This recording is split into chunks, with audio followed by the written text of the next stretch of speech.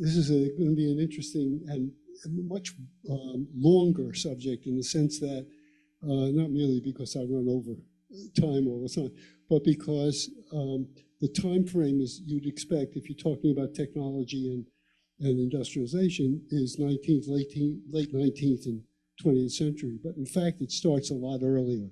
So it'll take us back a little bit in order to get here. So let's start about preservation of food. Originally, of course, people preserved, they had to, because they were killing huge animals, killing mammoths and giant sloths and things like that. And they were relatively small groups of people. So they had to learn how to preserve it. They did it mostly by heating it over a fire and basically cooking it. They didn't have salt that they could collect somewhere. They hadn't yet gotten there yet. And so they didn't have salt. They didn't have vinegar. They didn't have the things that could be used to preserve meats. So they only could dry it, and they basically dried it over a fire. But it turns out they, pretty early on, they started to discover that cold could keep food. And the earliest that we know about in an actual technological development was in the 1770s BCE, which we know because of radiocarbon dating. That's how we can pin down what it was. In the northern plains of Mesopotamia, the agriculture originated mostly in the northern plains, which is part of Syria now and northern Iraq, where there is some rain. It wasn't until somewhat later that they mastered irrigation, and then they could move down onto the lower plain of Mesopotamia, which turned out to have much better soil. So once they mastered that technology, they were able to grow a lot more, and the cities really originated in the southern plain of what is now Iraq. But up in the north, they discovered that in the winter, when it gets cold in the hills, they could make pools and freeze water, and then build underground facilities, that is basically dig holes, and cover them over with reeds or whatever. They had wood up in the hills. They didn't have wood down in the lower plains, but they could use wood, and they built basically cellars, cold cellars, using ice that they froze in these pools that they built. And that's from very early in the second millennium of BCE. That's quite remarkable. From that point on, the idea of cool cellars were to preserve foods, joined frying, and smoking, and eventually, because once they got into our agriculture, they did begin to collect salt around the seashores, particularly, and salt lakes. They were able to do that, so they now had free salt, so to speak, not the stuff that you just get from eating meat, but the stuff that you collected. And they also, since making of fermented drinks was one of the earliest things humans developed, earlier actually than agriculture, was ale and wines and so on. They also eventually figured out, or left them too long and they turned into vinegar. So they then had vinegar, and they were able to start to use that as well. So preservation didn't actually get in. It was a public activity. It was a communal activity, really until the early 19th century. A Maryland farmer invented an icebox. He did it in order to keep a butter that he was making on his farm cool enough to survive, while he took his horse and wagon into Washington, or Georgetown, which preceded Washington. And so that was a big step forward. And the icebox then became a major thing. basically what they did was to use a block of ice, which they put on top, not on the bottom. They put it on top because cold air descends, and they insulated the box with straw or sawdust or whatever they could find. And the problem was that they could only get the ice in the winter. So they would wait for, and they needed a block. So they needed the lake to freeze at least 12 or more inches before they started cutting, and they would use a saw to cut these blocks. The biggest producer of ice was obviously in the north, and Norway was in Europe, was cutting ice from their lakes and shipping it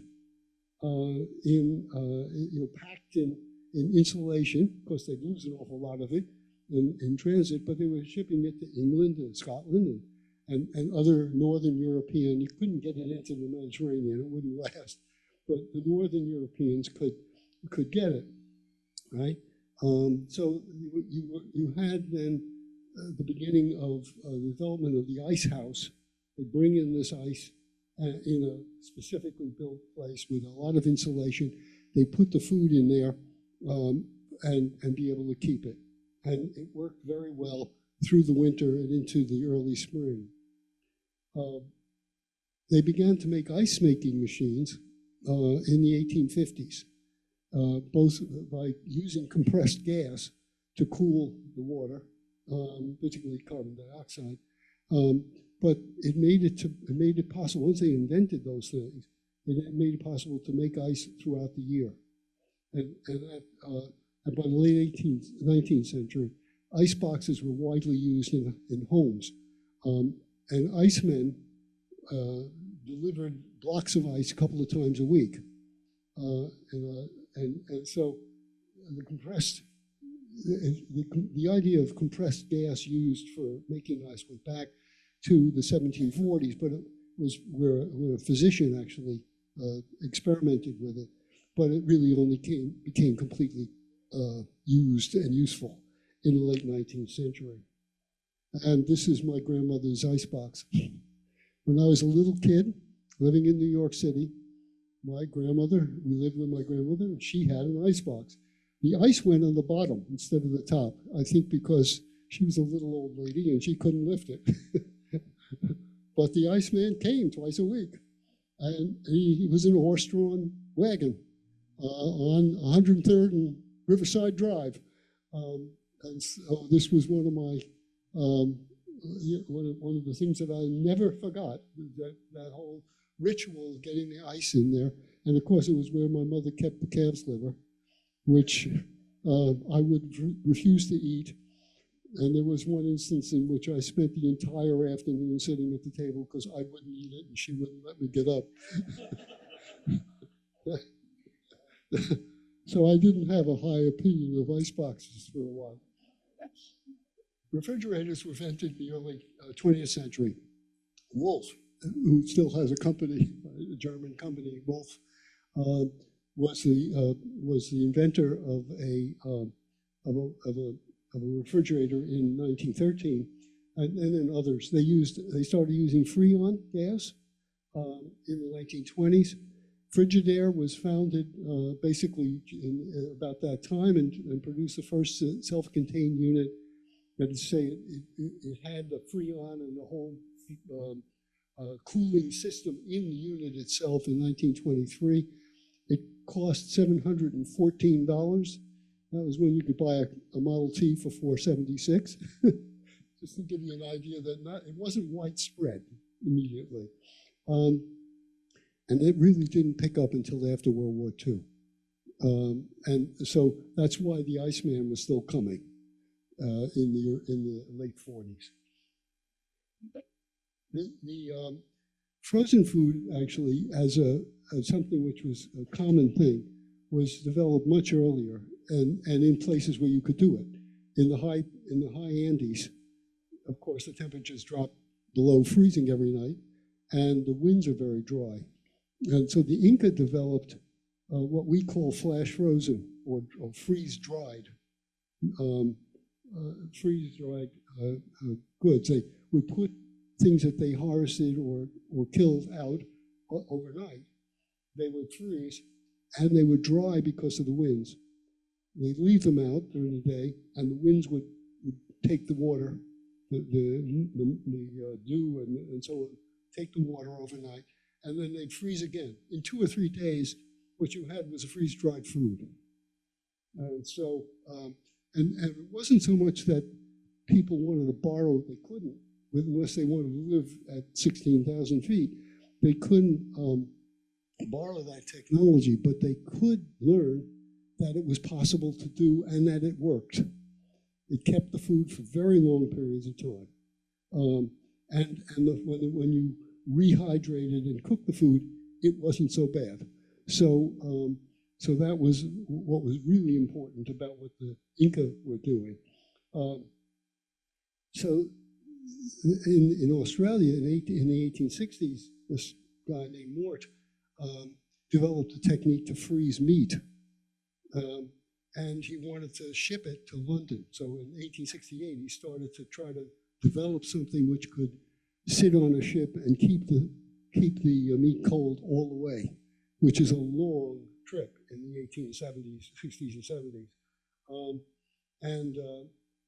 But the point was really, in a way, the idea. We need, if we're going to make this work, we need refrigerated transport systems, and that was coming. In the 1870s, Carl von Linde developed the cold box. Also he used compressed ammonia and then later dimethyl ether gases. And his company sold 12,000 of those cold boxes all over Europe and the US. Most of the boxes were used by the brewing industry. They needed to keep their beer cold. But he also discovered a way to liquefy air, and he produced liquid oxygen and liquid nitrogen. So von Linde was really important because those frozen gases were critical for a huge number of uses. The acetylene torch, used in welding iron and steel, and then as also using it in medical work as well. He established a branch of his company just at the beginning of World War I, not good timing, since he was German, and it was seized eventually during World War II. It's still existing, and then it was made part of. It was just simply folded into Union Carbide, and then later that Union Carbide sold it to itself. It spun it off, as we now say. Flash freezing is another technique that was of critical importance in development, and it was learned by Birdseye, Clarence Birdseye. It's strange that we're all used to seeing Birdseye Foods, that it was an actual name of an actual person, poor guy. And what he saw that flash freezing when going way up north on hunting trips among the Inuit and fishing trips, and he learned how to do ice fishing. And what the Inuit had been doing for presumably thousands of years was they brought the fish up and flopped it onto the ice, because that's within a very short time the fish was frozen. And what Birdseye understood or found was that when you actually cooked that fish, it had preserved its taste and texture to a much greater extent than freeze-dried or just frozen food of any other kind. So they taught him how to do this at minus 40 degrees. And when he came back to the States, he used liquid nitrogen, von Linde's discovery, to to create bird's eye seafood, and he started experimenting, and he figured out how to do flash freezing in what amounts to a factory, a food factory, in 1924, minus 45 degrees. He created the General Seafoods Corporation. He sold that company in 1929 to Postum Cereal for $22 million. 1929. I hope he didn't invest it. but that gives you an idea that extreme cost or payments for new technologies is not just a modern thing. Bird's Eye was eventually bought by General Foods and then Conagra. So now let's turn to the stove. Here's a picture of a stove I've shown you several times. It's the earliest one we know, dates from the Han Dynasty, and it's made of brick. It allows you to put a ceramic bowl into a cup, in effect, on top, and heat it.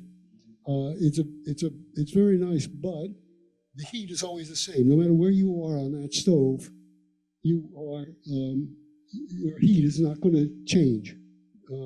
So you can change the way things cook by the kind of bowl you put on it, but otherwise you have no control. What you really wanted to do is to develop something that would allow you to move things around. And that didn't happen, so far as we know, until very late. The earliest European stove that we know of dates to around 1490. We have a description of it, but we don't have it, so we can't see it. And the other big problem is that the word stove is used both for something you cook in and something you heat your house with. So it's not always clear which thing they're talking about when you get old records. This thing that you're looking at is an early modern Russian stove, which was representative of what you would have seen in Europe in that period, in the 16th, 17th centuries. It was basically a kind of fireplace, and it looks like and functioned like a pizza oven. You would put stuff in there. If you had a fire that would come over this way, you might get some heat on the top, but that's usually far. Most of the cooking was done in the open oven, as you would see it. It's interesting that we were in Germany when I was a graduate student, and that was where we heated. One way we cooked was where we heated our house. Was something that looked almost identical to that, and the cooking was also quite primitive. Actually, it wasn't wood or anything, but it was pretty primitive. The real idea of a kitchen range originated with a British lord in the late 18th century. He was another one of these people like von Linde who just was into inventing things.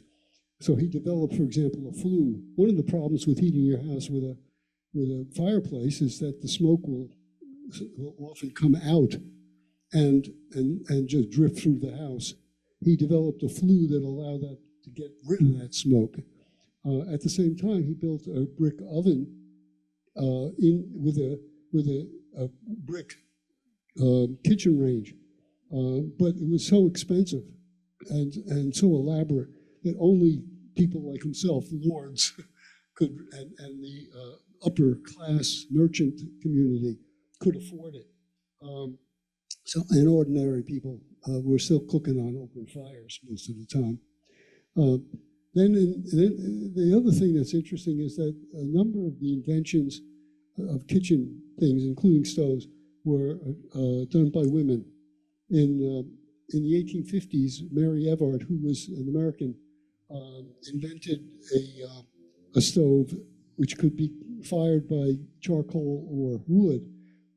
fire is on one side, and the heat, therefore, on the top varied. So the fire is on one side of the thing. That is critical, because with varied heat, you can make sauces.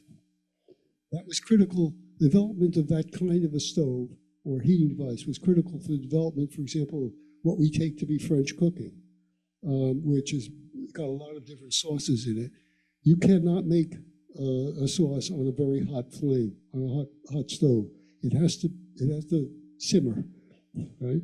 So that was a critical development. And once she invented it, people started to build it. The gas stove was developed in England and started to be marketed in 1828. It's cleaner, obviously, and more efficient than the wood stove or the charcoal stove. And of course, you can turn it off, so it's more efficient in that sense as well. But you have to have gas. And gas wasn't really widely available until the 1880s in England, and it was later elsewhere. So in the late 19th century, you do begin to get a spread of gas stoves. But until that time, gas wasn't available in enough places to make it available to ordinary folks. Electric stoves was actually invented in the 1890s, but at a time when there was very little electricity anywhere in the country, and it wasn't really marketed a lot until after World War II. This is a 1939 hot point electric range, and what's strange about it is it looks a lot like a modern electric range. What has changed, of course, is the nature of the rings and so on, which now are flat and are heated in a different way. But it gives you an idea. This I'm sure almost everybody in the room would recognize. So now let's talk about food production. That's food making, food production. The first farmers used a stick plow. They basically took a stick and went and drove it around and pushed it themselves along a furrow, made a furrow, and then they planted seeds. That was all they had. This had a number of consequences. One is you could only do it in soils that you could actually manipulate with a stick. Right? So, for example, the alluvial soils of the lower Mesopotamian valley, which are phenomenally rich, are also too hard. They cake. And so it was very hard to do that with just an individual working it. Up in the north, in the hills, in the northern plains, where you got more rain, got softer soil, you could do it. Right? They originally domesticated sheep and goats as their animals. About 2,000 years later, they managed to domesticate aurochs. That's the wild bovine, and they're big. One of the things that's interesting about bovines is that in most cases, when animals were domesticated, they were enlarged by breeding. The breeders bred for size, fatter meat, better meat, and so on and so forth. Aurochs were larger than domesticated cattle, even oxen. And our aurochs as a wild animal survived into the 18th century. And then went extinct, but there apparently is enough DNA for modern scientists to be now trying to essentially recreate the auroch. I'm not sure it's a good idea. I don't think they were particularly domesticated type animals, but it took a long time to do that. And the way you did it, by the way, was by basically stealing calves and raising calves. Right? If you tried to domesticate an adult, forget it. You were likely to end up with broken bones. But so that's the way they did that. The horse, by the way, which had been ridden for 1,000 years, which originated in North America, but then migrated. It died out in North America and migrated into Eurasia. That had been used and ridden in the Central Asian plains for thousands of years. But there were limits. Until if you're riding it bareback, or even if you put a seat on top of it, a saddle, unless you have stirrups and horseshoes, you really can't do that much with horses. For one thing, horses' hooves are incredibly fragile. And if you're riding in a region which was once under ice, and the ice had dropped its rock load, that you're going to have horses breaking their hooves all the time until you get horseshoes. Horseshoes were invented in Central Asia, and stirrups are the other problem. Once you have stirrups, you can do a lot more on a horse than you can if you don't. You can swing a large sword. You can use a lance. If you try doing any of those things without stirrups, you're going to fly off. So that also was invented in Central Asia. In the 8th century CE, those inventions got to Europe. And the way they got to Europe probably is through the Avars. The Avars were predecessors of the Hungarians in migrating from Central Asia to what is today Hungary. And they were conquered by Charlemagne at the end of the 8th century. And he brought back lots of gold. But apparently he also brought back ideas like horseshoes and stirrups. So that meant that you could start using horses for war. You could actually use them, and you could ride them longer and do more things with them. But one thing you still couldn't do was to use them to pull plows. And the reason was that the harness that had been used, and that the only one they knew, was, where is this thing? Is it here? Okay. The only thing that they knew was a kind of harness that choked a horse when it pulled any weight. It went across the windpipe. So it wasn't until the 9th century that they developed a harness that was on the withers, in other words, on the shoulders. And the result was that you could now attach a horse to a plow or a wagon, and it could pull those things. So in the 9th century, there was a radical change because of this new technology.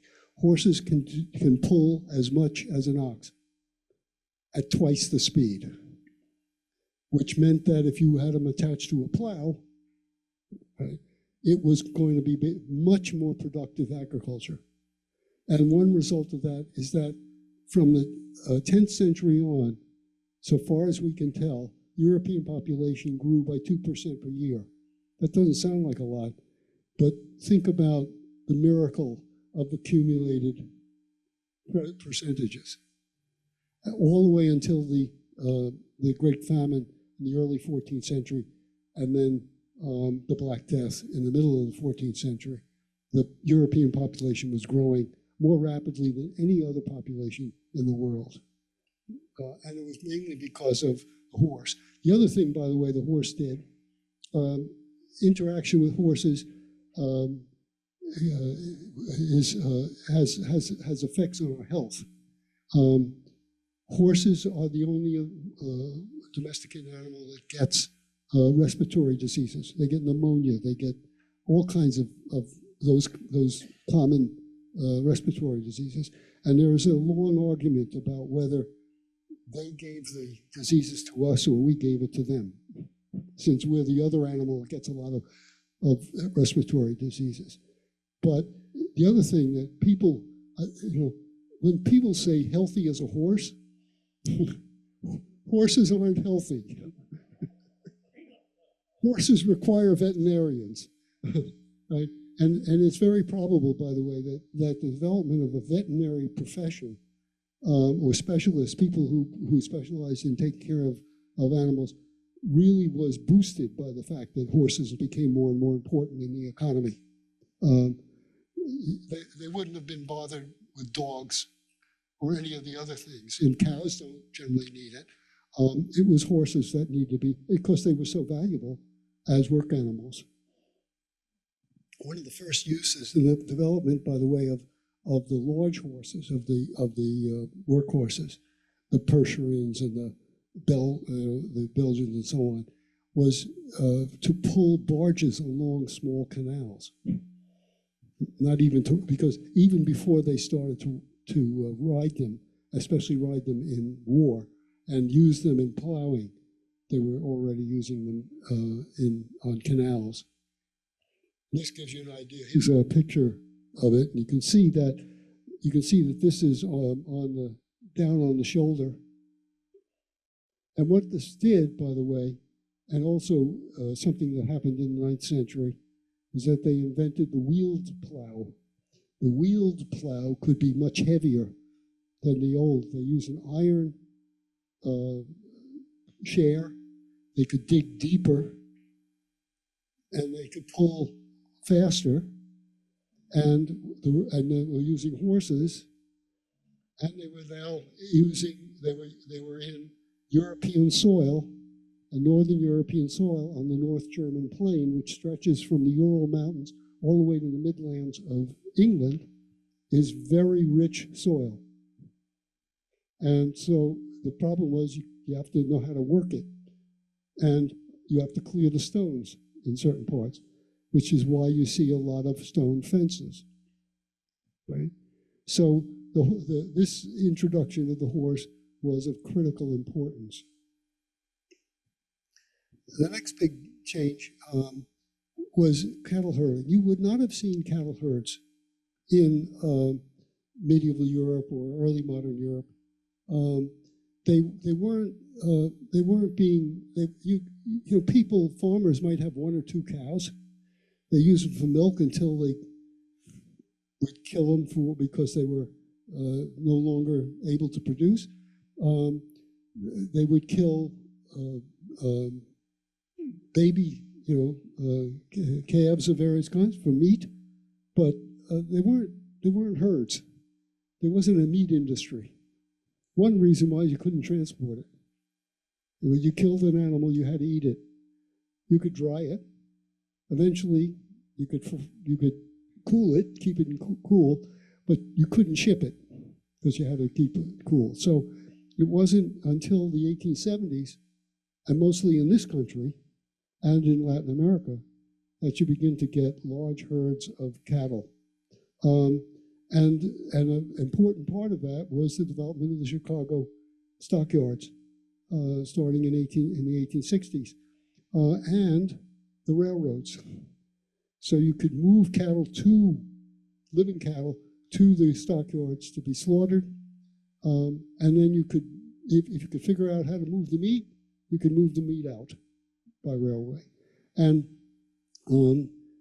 they produced, as I note here, 80% or over 80% of the pork and beef that was consumed in this country, which is quite remarkable. And by the way, seems to be, it's still the case that the Midwest seems to be the meat-eating capital of the United States. When I was riding across the country to my 50th reunion, one thing that really struck me once we got into the Midwest is you go into a store, meat and potatoes. Unbelievable amounts of meat and potatoes, right? And people who look like they ate a lot of beef. So the Swift Company was created as, it was a butchery in Boston in the 1850s, moved to the stockyards where the meat was coming in, and developed a refrigerated rail car. That's revolutionary. That allowed them to move meat all over the country. The Armour Meat Company was founded 2 years later, or a couple of years, actually later than the original Swift company, but before Swift moved to Chicago. And of course, it's still a very large operation. Refrigerated rail cars allowed them to ship fruits and vegetables. Once they had them, they realized they were created for meat, but they could use fruits and vegetables as well, so that you could gather food for cities from much further away than you used to be able to, because those fruits and vegetables go bad, and this would allow them to be transported. It also meant that it encouraged the development of new crops like oranges and grapefruits and so on. It's interesting, navel oranges came to the United States from Brazil, but actually, and they seem to have developed in Brazil. Ordinary oranges with pits come from Central Asia and Southeast Asia. So that was part of the reverse Columbian exchange in the 16th century, that orange growing and grapefruits and so on were being grown along with things like apples, pears, peaches, apricots, and so on. All of them were old world products that were brought to the New World. And the development then of the United Fruit Company, which began to bring bananas. And bananas originated in Central America. So Costa Rica was its home as a crop.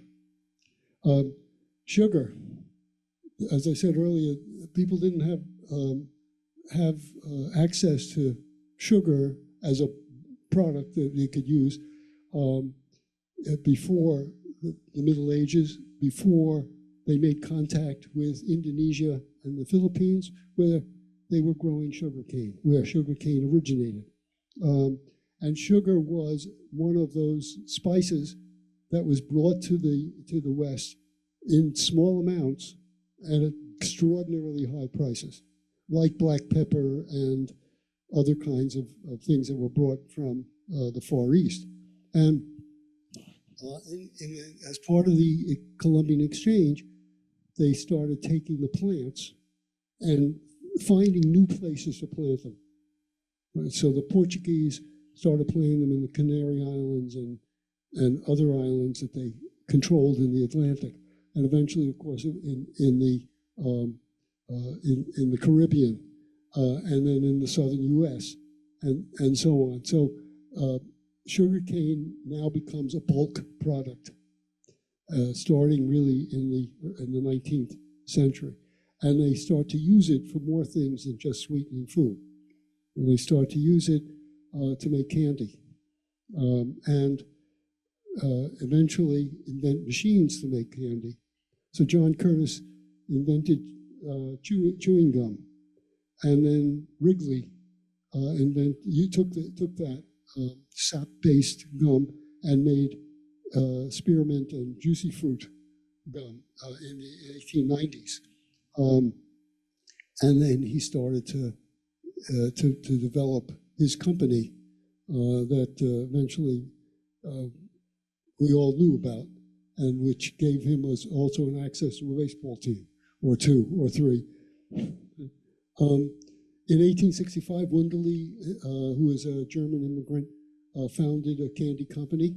One of his employees in the 1880s invented those little corn things that we all loved when we were kids. In 1890, the Piedmont Candy Company, and again, note that these are down in the South, that Piedmont is in North Carolina, where they're pretty close to where they're growing sugar in that period. He began doing peppermint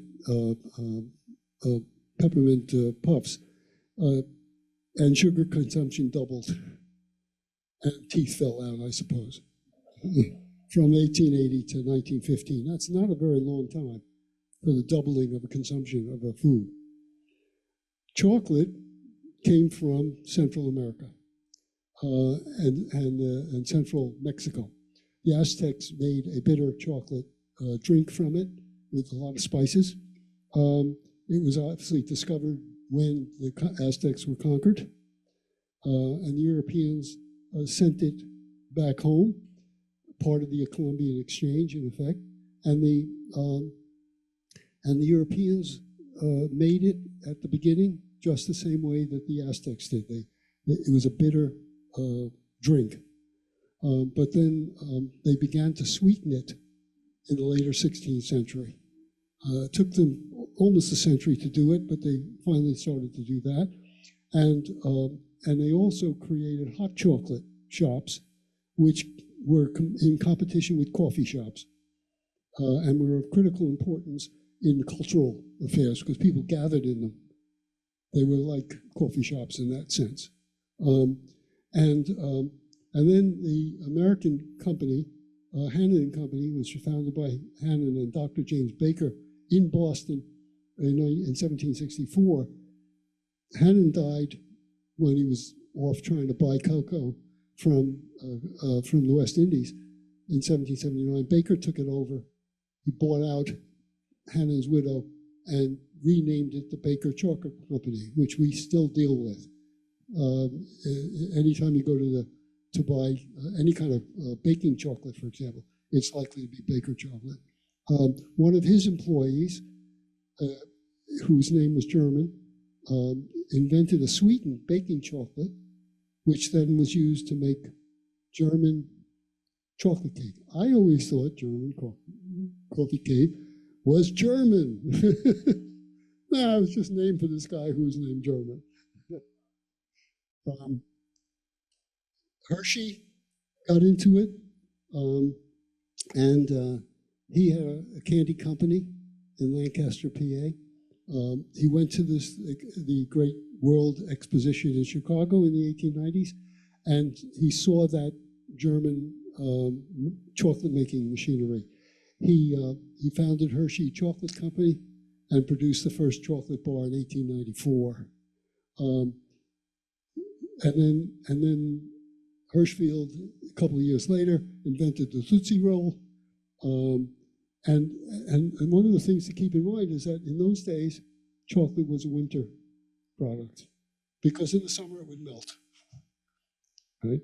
And so Clarence Kane invented an alternate to the traditional chocolates that Hershey and others were using, which didn't melt in the summer. And that was the early 20th century.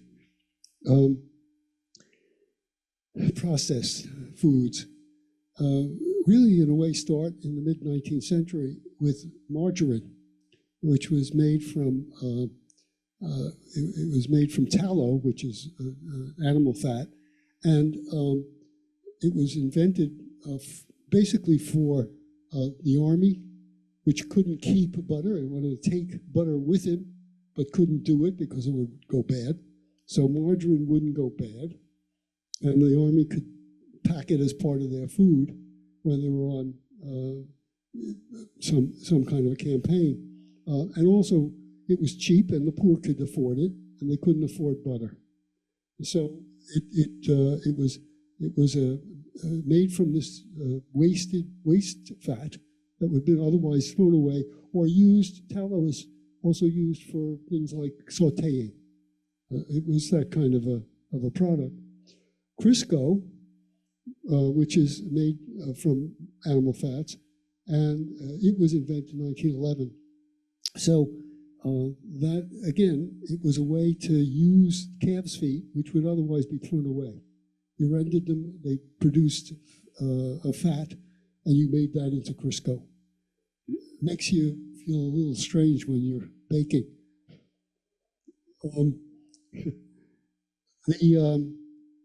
The other thing that development was that flour had been ground for, at that point, 10,000 years. But it wasn't until the 1870s that a flour milling machine, roller mills, was invented by a Hungarian, and white flour was really produced. White flour was a lot finer than the flour that had always been used. It produces a bread that rises faster and has more than, and also it rises more than traditional flours. So you got a much lighter white bread, and you got it faster. And this is a period when industrialization of food is taking place. One of the big changes in the mid-19th century in European and American life was that you go in the early 19th century, most people made their own food at home. They brought home raw goods and they made whatever they were going to eat or store. Whereas by the 1870s, people are going to shops. There's a consumer society. The food is being manufactured elsewhere and sold through these shops. And so white bread that will grow, will rise faster and produce this very nice product becomes very valuable as a result. Bottling and canning, as we call it, really developed in the early 19th century as well.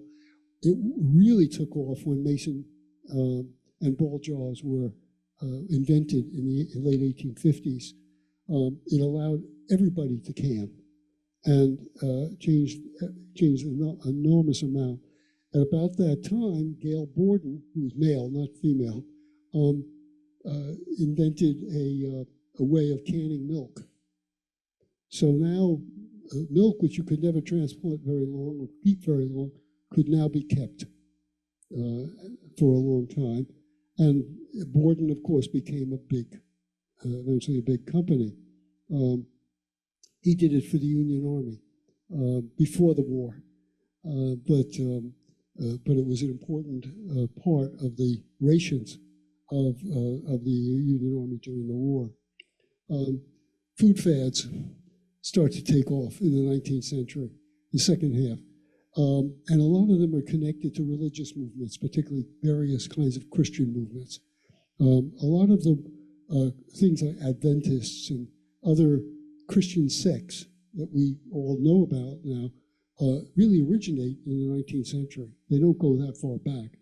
And a good example was Sylvester Graham, who was an Adventist in Michigan. He was in New England, but he had a lot of things going on in Michigan, and he was promoting vegetarianism. He didn't like white flour; it's too refined. He didn't like sugar, sauces such as mustard and ketchup, and he didn't like meat. So he invented the graham cracker, which is made from whole wheat and molasses, right? And which most of us have in our kitchens still today. Horace Mann's wife developed kindergartens, but with her sister, but she also published a book about Christianity in the kitchen. And again, it was a way of using the religion to determine what kind of foods you should make and eat. So she didn't like cakes or puddings. They weren't Christian. So Henry Ward Beecher, who was the brother of Catherine and Harriet Beecher Stowe, he advocated against white flour. White flour was this industrial flour, and they really didn't like it. As I mentioned, the Adventists, they invented some vegetarian foods, one of which was wheat flakes, which were invented by Dr. John Kellogg, who was a member of the community. His brother started the company, the Kellogg Company, and invented cornflakes in 1898. C.W. Post visited the Kellogg's in the 1890s and then founded Postum Cereal Company in 1895, and its first product was grape nuts, right? So what you're getting is industrialization, and some of it is tied to the fact that there are these movements that see food as culturally important. You can eat this, you can't eat that, and so on. And some of these companies take advantage of that and develop out of those movements, those fads, Additives. All right, there have been additives from early times. Early ancient Egyptians added alum, which sounds awful, sounds dangerous actually, to increase the sharpness, the astringency of food. It's like vinegar or something of the sort. Chinese use burned wax. They would burn wax to speed up the ripening of fruit, right? And they, of course, used salts to preserve food once they were able to get salt, which took place after the invention of agriculture. In the 19th century, they began to add chemicals directly to the food for special effects. So the English used red lead to color Gloucester cheese. I have a feeling that nobody's going to be buying Gloucester cheese after this. The French used copper arsenite to make sweets green, sweet things like candies, a dye, which of course is a big subject right now. Chemical additives became important as preservatives and colorants and taste enhancers in the 20th century. They've always been controversial. It isn't just now. It isn't just Kennedy and his friends who are making them controversial. But because the natural food movements of the late 19th century just tried to get rid of all that kind of thing. Very sensitive to that. So that's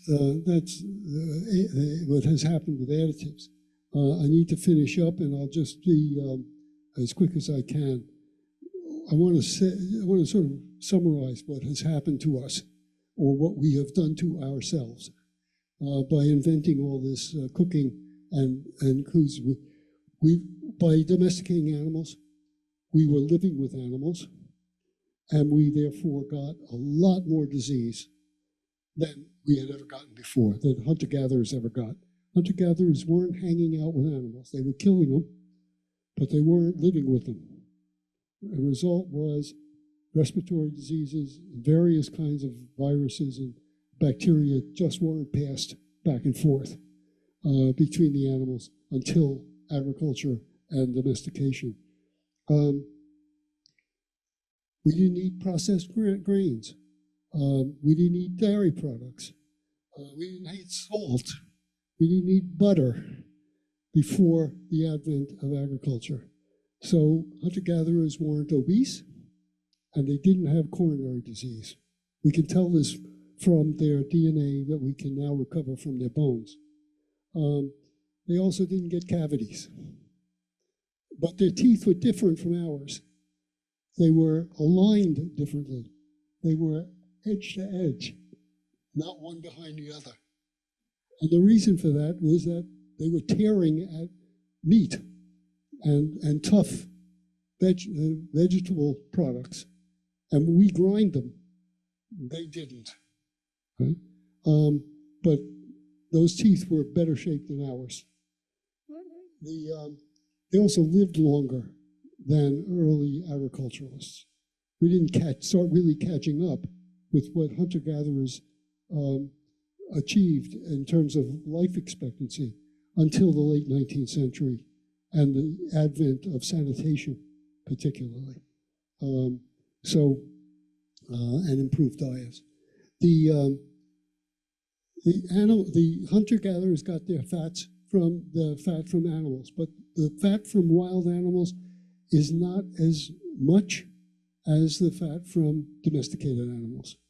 So we bred animals to become marbled with fat, and they didn't do any of that, so we have suffered the consequences of marbling our beef and going for that.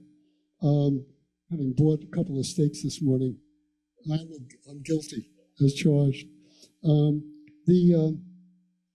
So that's the thing. One of the things that the hunter-gatherers didn't do, of course, is drink milk after weaning. So they might have been nursed by their mothers longer than modern children might be. But once they were weaned, that was it. Right? They weren't keeping animals to milk them. right? They were killing them to eat them.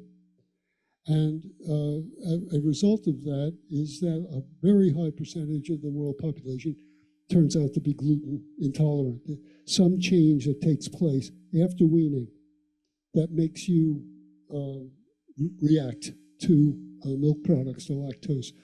Note, by the way, that they started making and eating cheeses in ancient agricultural societies. Cheeses don't have lactose, don't have gluten. So they're not a problem of gluten intolerance. Celiac comes from proteins in grains, which are, to a certain extent, released by grinding. So hunter-gatherers didn't have that problem. And the decline, one thing happened, there was the decline of meat eating for a time when the big animals began to die out, and before domestication basically was able to replace meat, was a lowering of iron deficiency problems because they weren't eating as much meat. So the other thing about hunter-gatherers, they lived in feast and famine. If they couldn't catch an animal for a long time, they just didn't eat. They could eat fruits and things they could find, but they couldn't really get the kind of, and one result of that is that we evolved to be able to withstand starvation. And so, and by the way, that was clear from Inuit and other Arctic peoples, and so on, who very often went periods when they were basically in famine, but survived it because the human creature had evolved to be able to survive a substantial amount of what we would call starvation. And that's it.